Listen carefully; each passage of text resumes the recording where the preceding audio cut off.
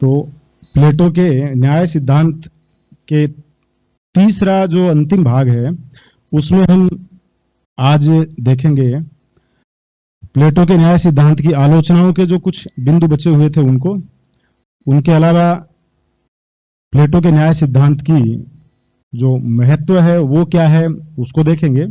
और एक इसमें जो महत्वपूर्ण चीज है कि कई बार ये प्रश्न आ जाता है, आरएस वगैरह में भी पहले पॉलिटिकल साइंस में पूछा गया है, और जहां बड़े प्रश्न आते हैं उनमें एक प्रश्न आता है कि प्लेटो के न्याय के सिद्धांत की यदि हम वर्तमान न्याय व्यवस्था से तुलना करें तो हम क्या अंतर पाते हैं। तो ये दो तीन चीजें थोड़ी इंपॉर्टेंट है और कई बार छोटे प्रश्नों में पूछते हैं। तो कल हमने देखा था, इससे पूर्व में जो वीडियो बनाया था उसमें कुछ आलोचनाएं देखी थी, उसी क्रम में प्लेटो के न्याय सिद्धांत की यदि हम आलोचना करें तो एक इसकी आलोचना इस रूप में भी की जाती है कि प्लेटो के न्याय सिद्धांत में उसने सारी शक्तियां विवेक को दी है।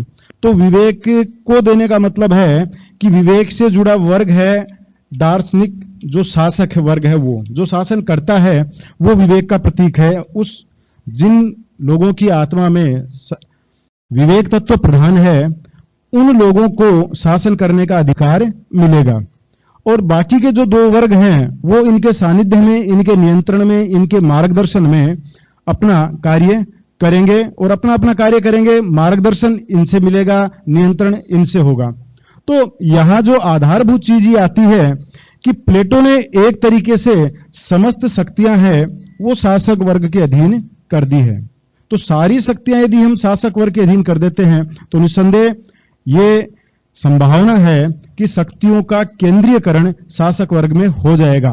और जब शक्ति का केंद्रीयकरण किसी वर्ग में हो जाता है तो व्यवहार में हमने देखा है कि जब संपूर्ण राजनीतिक शक्ति किसी को प्राप्त हो जाती है तो निश्चित रूप से वो उसे निरंकुश बना देती है। और निरंकुश सत्ता किसी भी प्रजातंत्र, व्यक्ति स्वतंत्रता, व्यक्ति के विकास के लिए सही नहीं कही जा सकती है। तो एक तरीके से अप्रत्यक्ष रूप में हम इसे ये देखें तो प्लेटो का जो दार्शनिक शासक है, प्लेटो का जो दार्शनिक वर्ग है, जो शासक वर्ग है, उसे सारी शक्तियां देना कहीं ना कहीं उसे निरंकुश बनाता है। और संपूर्ण राजनीतिक शक्तियों का केंद्रीकरण वो अपने ज्ञान के आधार पे, अब अर्थात जो भी वो कहेगा लोग ये मानेंगे कि भाई विवेकपूर्ण व्यक्ति है तो जो कुछ कह रहा है वो सही है, उसके आदेश का उल्लंघन करेंगे नहीं। तो यहां ये भी एक संभावना बन जाती है। इसी क्रम में हम देखें तो प्लेटो का जो न्याय सिद्धांत है उसमें एक विरोधाभास भी हमें दिखाई देता है। एक तरफ प्लेटो कहता है कि शासक वर्ग, सैनिक वर्ग और उत्पादक वर्ग ये तीनों अपना अपना कार्य ईमानदारी से करें, एक दूसरे के काम में हस्तक्षेप नहीं करें। दूसरी तरफ वो सावयव एकता की बात करता है कि इनके मध्य एक सामंजस्य बना रहे, इनके मध्य एक एकता बनी रहे। अब एकता बनी रहे इसके लिए उसने विवेक के अधीन, उसने माना है कि यदि व्यक्तिगत न्याय की हम बात करें तो एक व्यक्ति की आत्मा में जिस प्रकार व्यक्ति अपने विवेक को सर्वोपरि रखे और बाकी सारे अन्य उसके विवेक के अनुसार कार्य करे तो कहीं जाकर वो व्यक्ति एक अपना अच्छा जीवन जी सकता है। और यही चीज उसने राज्य पे लागू की है। राज्य में भी वो ये कहता है कि यदि दोनों वर्ग हैं वो अपने आप को दार्शनिक वर्ग के अधीन कर देते हैं, उसके नियंत्रण में कर देते हैं, तो तीनों वर्ग मिलकर एक सामंजस्य स्थापित करेंगे। तो यहां हम देख रहे हैं कि नियंत्रण के नाम पर शासक वर्ग है वो उत्पादक वर्ग और सैनिक वर्ग इन दोनों के काम में हस्तक्षेप करने का अधिकार भी उसको मिल जाता है। तो ये एक विरोधाभास है कि एक तरफ वो कहता है कि कोई किसी के काम में हस्तक्षेप नहीं करेगा और दूसरी तरफ दार्शनिक वर्ग है उसको उसने शक्तियां दी कि उसके मार्गदर्शन में राज्य अपना डेवलपमेंट करेगा। तो मार्गदर्शन का मतलब है कि दूसरों के कामों को डायरेक्शन देना, निर्देशित करना, उनको इस तरीके से चलाना कि राज्य क्या चाहता है। तो यहां निश्चित रूप से हम ये कह सकते हैं कि हस्तक्षेप की जो थ्योरी है, हस्तक्षेप का जो सिद्धांत है, केवल सैद्धांतिक रूप से हमें देखने में ठीक लग सकता है, लेकिन व्यवहार में एक राज्य में जो सर्वोपरि स्थान, एक श्रेष्ठता का स्थान जो मिला हुआ है, उसके अनुसार ये व्यवहार में संभव नहीं है। और दोनों चीजें प्लेटो खुद ही बताता है। तो इस आधार पर भी इसकी आलोचना की जाती है कि प्लेटो का जो न्याय सिद्धांत है, इस प्लेटो के न्याय सिद्धांत में कहीं ना कहीं हमें एक विरोधाभास दिखाई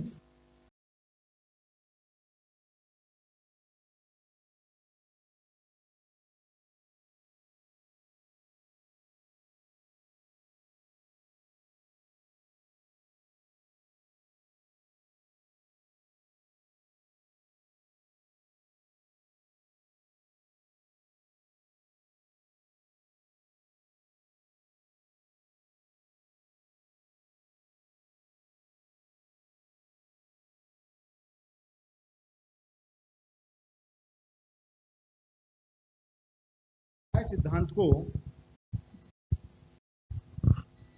प्लेटो के न्याय सिद्धांत को एक इस रूप में यदि हम देखें, आधुनिक युग के रिलेवेंस में देखें, प्रासंगिकता यदि उसकी आज के युग में हम उसकी प्रासंगिकता को कहीं देखें, तो कहीं ना कहीं आप देखेंगे कि वर्तमान युग में प्लेटो का न्याय सिद्धांत लागू करना संभव नहीं है।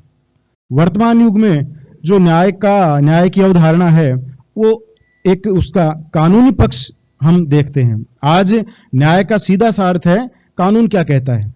कानून चाहे लिखित हो या अलिखित हो, लेकिन कानून किसी भी विषय वस्तु के बारे में, किसी भी घटना के बारे में, किसी भी अन्य उसके बारे में कानून क्या कह रहा है, न्यायाधीश जो भी न्यायपालिका है वो फैसला करती है।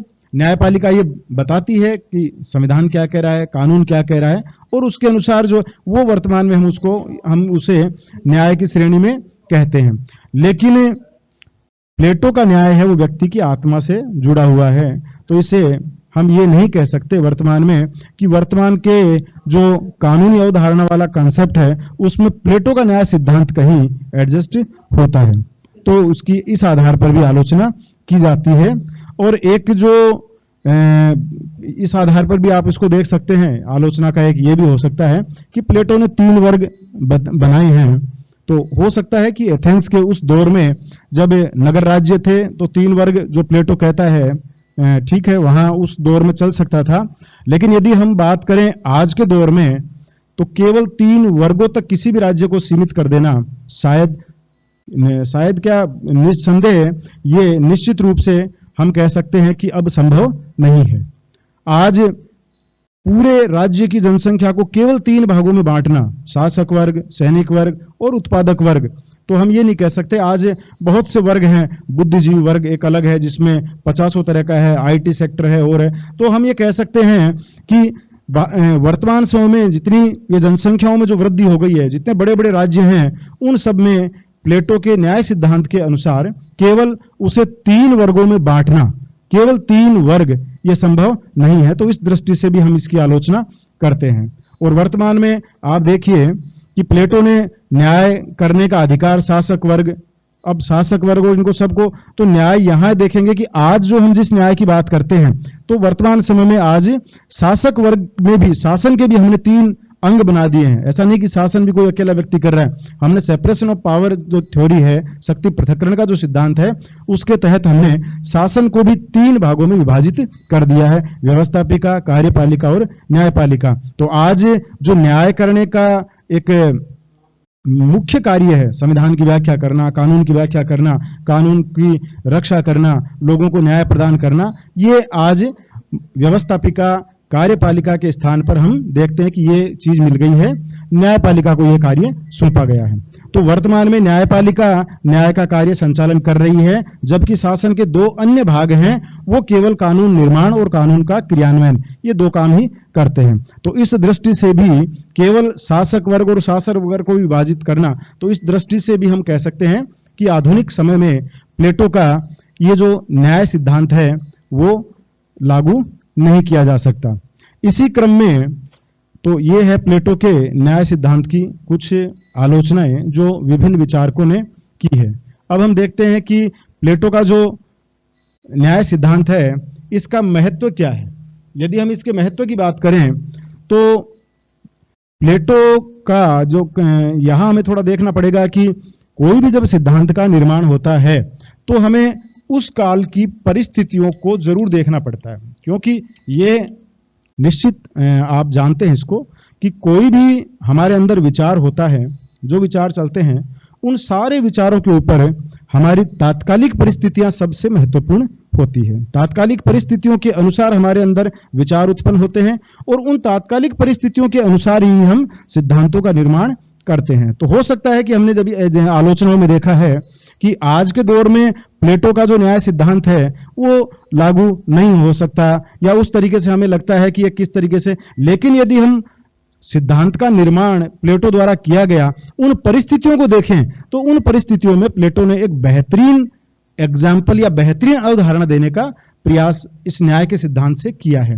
प्लेटो के समय आपने सुना है आतताइयों के शासन के बारे में कि वहां जितने भी शासन में जो दोष उत्पन्न हो गए थे उसके एक सबसे बड़ा कारण यह था कि शासक वर्ग था वो तृष्णा में डूबा हुआ था। शासक वर्ग की महत्वाकांक्षाएं बड़ी थी। शासक वर्ग के लिए शासन का कार्य राष्ट्र हित या जनता के हित की बजाय अपने हितों को प्रमुखता देने वाला था। तो ये सारी चीजें देखते हुए प्लेटो ने एक सिद्धांत का निर्माण किया और उस न्याय सिद्धांत में उसने बताया कि किस प्रकार हम आइडियल स्टेट यदि बनाएं तो इसमें यदि हर वर्ग अपना अपना काम करे, और वर्ग का मतलब यहां एक तरीके से आप कह सकते हो कि एक विशेषज्ञता, क्योंकि प्लेटो ने यह माना है कि शासन को भी उसने माना कि शासन जो है ये भी एक आर्ट है, कला है, और ये हर किसी के बस की बात नहीं है।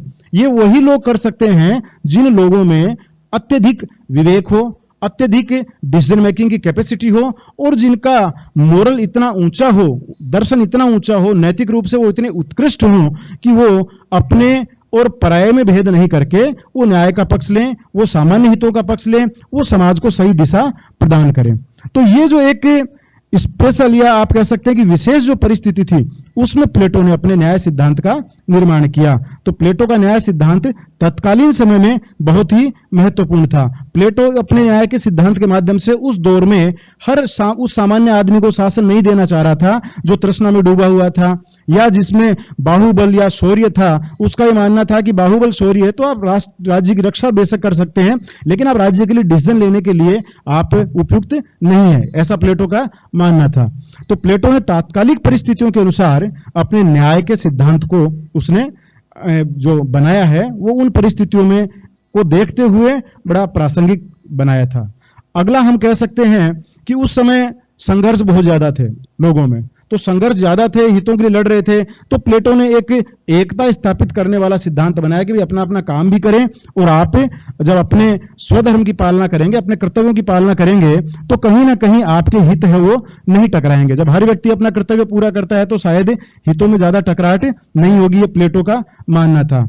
और प्लेटो ने सबसे बड़ी चीज ये बताई, उसने विवेक को सर्वोपरि रखा, और विवेक के लिए उसने सबसे इंपॉर्टेंट चीज माना ज्ञान का होना, और ज्ञान के लिए उसने अपनी शिक्षा व्यवस्था, शिक्षा योजना दी है। वो हम आगे नेक्स्ट अगली वीडियो में देखेंगे कि शिक्षा योजना।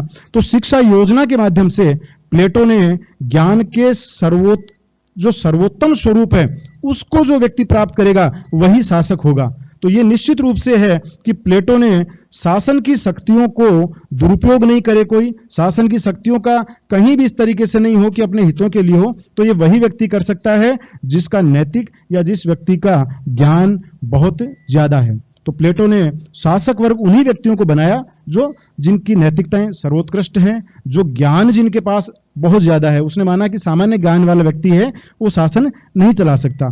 शासन चलाने के लिए व्यक्ति को सर्वोपरि ज्ञान की आवश्यकता है और उच्च कोटि के एक नैतिक आदर्श की आवश्यकता है। और आगे चल के उसने यहां एक बहुत अच्छा ये किया कि प्लेटो ने कहा है कि न्याय व्यवस्था कायम भी तब होगी जब आर्थिक और राजनीतिक शक्तियां दोनों भिन्न हों। तो प्लेटो ने, आप देखेंगे आगे साम्यवाद का जो अवधारणा अपन पढ़ेंगे उसमें भी देखेंगे कि प्लेटो ने न्याय की व्यवस्था सुचारू रूप से लागू हो इसके लिए शिक्षा के माध्यम से दार्शनिक शासक को चुना, और दार्शनिक शासक उसके बाद में भी कहीं पथभ्रष्ट नहीं हो, बाद में भी वो कहीं अनैतिक नहीं बन जाए, लालची नहीं बन जाए, उसके जीवन में कहीं अर्थ ज्यादा प्रभावशाली नहीं हो जाए, लोगों का हित उसके लिए नहीं हो, तो लोगों का हित ही इंपॉर्टेंट रहे, ये बेसिक चीजें आगे भी बनी रहे। इसके लिए प्लेटो ने आगे चलकर आर्थिक और पारिवारिक साम्यवाद की भी घोषणाएं की है। तो उस आधार पर भी प्लेटो ने दो चीजों को भी उसने ये क्लियर कर दिया है कि आगे चलकर भी शासक वर्ग ना भ्रष्टाचार में लिप्त हो पाएगा और ना ही अपने निजी हितों को प्रमुखता दे पाएगा। तो इस दृष्टि से न्याय की स्थापना के लिए भी प्लेटो ने दो महत्वपूर्ण जो चीजें बताई है, जो दो महत्वपूर्ण व्यवस्थाएं बनाई है, वो शिक्षा और साम्यवाद। यदि उन दोनों को लागू करते हुए हम देखें तो फिर शासन में त्रुटि की बहुत कम गुंजाइश बचती है। तो इस दृष्टि से भी हम प्लेटो के न्याय शासन के महत्व, न्याय के सिद्धांत के महत्व को हम देख सकते हैं। तो आप इसको भी बता सकते हैं कि यहां हमें विशेष रूप से ध्यान में रखना है, हमें यह चीज ध्यान में रखनी है कि प्लेटो के समय परिस्थितियां कैसी थी। उन परिस्थितियों के लिए एक बेहतरीन व्यवस्था प्लेटो ने न्याय सिद्धांत के माध्यम से दी है। ये आप इसको अच्छे से जान पाएंगे। और न्याय व्यवस्था बनी रहे उसके लिए उसने साम्यवाद की एक व्यवस्था लागू की है। तो सारी व्यवस्थाओं को देखें तो प्लेटो के समय उन व्यवस्थाओं को सुधारने के लिए, शासन को राष्ट्रीय हित में करने के लिए, जनता के कल्याण करने के लिए और शासन को एक नैतिकता या स्वधर्म प्रदान करने के लिए प्लेटो ने अपना जो सिद्धांत है उसका निर्माण किया है। तो निसंदेह प्लेटो का जो सिद्धांत है वो उस दौर में न केवल प्रासंगिक था बल्कि बहुत ज्यादा महत्वपूर्ण भी था। तो उसका महत्व उस दृष्टि से यदि हम देखें तो ये है। और आज की दृष्टि में भी हम देखें तो निश्चित रूप से हम जब देखते हैं प्रशासनिक व्यवस्थाओं में, तो आज भी हम लोग प्रशासन में पढ़ते हैं विशेषज्ञता के लिए। आज भी आप देखिए कि जब सामान्य व्यक्ति भी जाता है किसी भी सर्विस में, किसी भी सेवा में जाएगा, तो उसको एक लंबा एक ट्रेनिंग दी जाती है, कार्य के बारे में बताया जाता है, मतलब उसको विशेषज्ञ बनाया जाता है। ऐसा नहीं है कि तो लोक प्रशासन में आज भी हम देख रहे हैं जो लोक प्रशासन है, लोक प्रशासक हैं, जो राज्य के कार्यों का संचालन कर रहे हैं, वो एक ट्रेनिंग के माध्यम से। तो यही प्लेटो कहना चाहता है कि हर व्यक्ति का अपना एक क्षेत्र होता है। प्रकृति ने हर व्यक्ति को एक विशेष चीज के लिए बनाया होता है, उसमें एक खूबी अन्यों की तुलना में ज्यादा दी है। यदि वही कार्य व्यक्ति करेगा तो निसंदेह व्यक्ति अपना एक बेहतरीन प्रदर्शन उस क्षेत्र में कर पाएगा, बजाय उसके जो उसका दूसरा गुण या तीसरा गुण है उसकी बजाय यदि प्रथम जो उसका नेचुरल गुण है उसके अकॉर्डिंग यदि उसको काम मिलता है तो निसंदेह राज्य अपनी ऊंचाइयों को छूता है, राज्य लोगों की समस्याओं को दूर करता है और शासन की कलाएं। तो इस दृष्टि से हम देखें तो शासन में नैतिकता का होना, स्वधर्म की पालना करना, कर्तव्यों को आज भी हम देख रहे हैं कि आज भी ऐसा कोई संविधान नहीं है।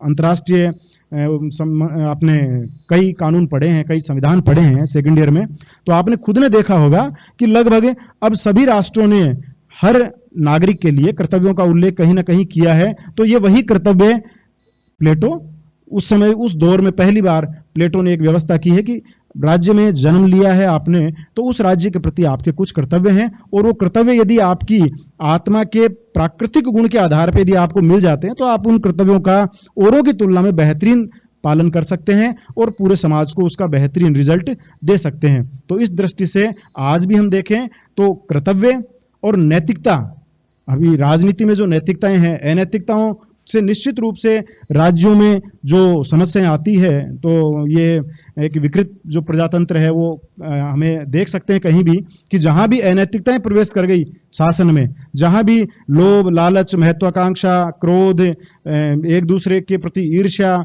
या इस तरह के भ्रष्टाचार वगैरह ये आ जाते हैं, अनैतिकताएं आ जाती है, तो निसंदेह है वो शासन अनेक समस्याओं से ग्रसित हो जाता है। संपूर्ण समाज है वो कई प्रकार की समस्याओं से ग्रसित हो जाता है। तो इसलिए कर्तव्य और दूसरा जो नैतिकता, ये आज भी हम यदि माने कि प्लेटो ने जो अपने न्याय सिद्धांत में दी है, वर्तमान में भी यदि इनको लागू करें तो निश्चित रूप से एक न्यायपूर्ण जो राज्य की व्यवस्था है वो स्थापित हो सकती है। धन्यवाद।